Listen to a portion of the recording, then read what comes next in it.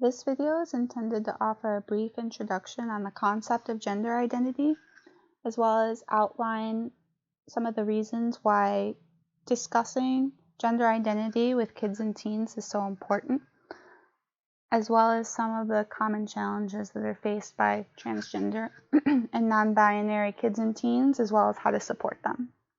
I want to start by defining some terms. The first being the differences between biological sex and gender. So biological sex is defined at birth by the person's physical genitalia, so a penis or a vagina, whereas gender are the social and cultural norms that are associated with a person's biological sex. So men in the US don't wear skirts, but men in Ireland do, and they're called kilts, and it's common. A cisgender person is a person whose gender identity matches their biological sex. So a person who is born with a penis who identifies as a man is a cisgender man. Next, I want to differentiate between sexual identity and gender identity. They're often used interchangeably, but they're very different. Your sexual identity is how you think of yourself in terms of who you're attracted to romantically or sexually, but your gender identity relates only to an individual's personal sense of having a particular gender. Again, your biological sex describes the genitalia you received at birth, while your gender identity is an expression of how you perceive yourself in relation to your biological sex, whatever that may be. And both of those things are different than your sexual identity, which describes the type of people that you are romantically or sexually attracted to. Moving forward, I won't go into all of these statistics, but highlight two of the most important ones. 18% of LGBTQ or non-binary youth ages 13 to 17 attempted suicide in the past year.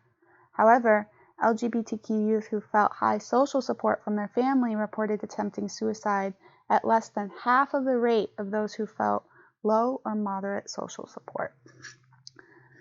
In other words, it's extremely important for non-binary and trans kids and teens to feel supported and validated in their home lives, especially considering all the challenges that they're facing outside the home, including bullying, isolation, mental illness, suicidal ideation, as well as all the discrimination and censorship that's been circulating in the past couple of years regarding gender identity, especially in teen books.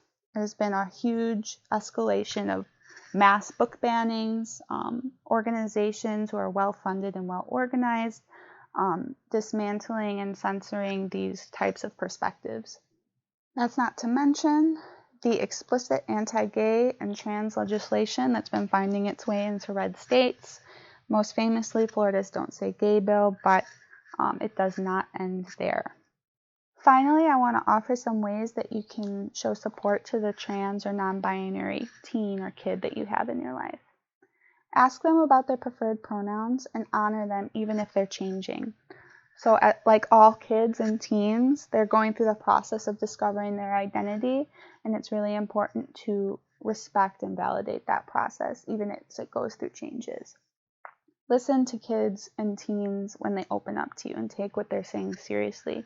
You should have mental health resources and informational references for them that you can provide when necessary, ready. Offer them media that represents their perspective and validates the way that they're feeling. This is why the mass book bannings are so problematic. They're occurring in places where these trans and non-binary kids and teens don't have a lot of representation or examples of people who are like them, which is extremely important to a developing identity, to know that their experience is not alone. And finally, fight for their community by being outspoken against bigotry, discrimination, and censorship of these identities. That might mean showing up to a school board meeting to fight against someone who is trying to ban a book based on, small segments that are taken out of context, or, continuing to put up displays that support these kind of perspectives, even if there are challenges to that. If you have any questions or want more information about gender identity issues, especially in kids, please check out the Trevor Project. It's an awesome, awesome resource. Additionally, please comment if I made any mistakes or you have any amendments to any of the information in this video. And thanks for listening.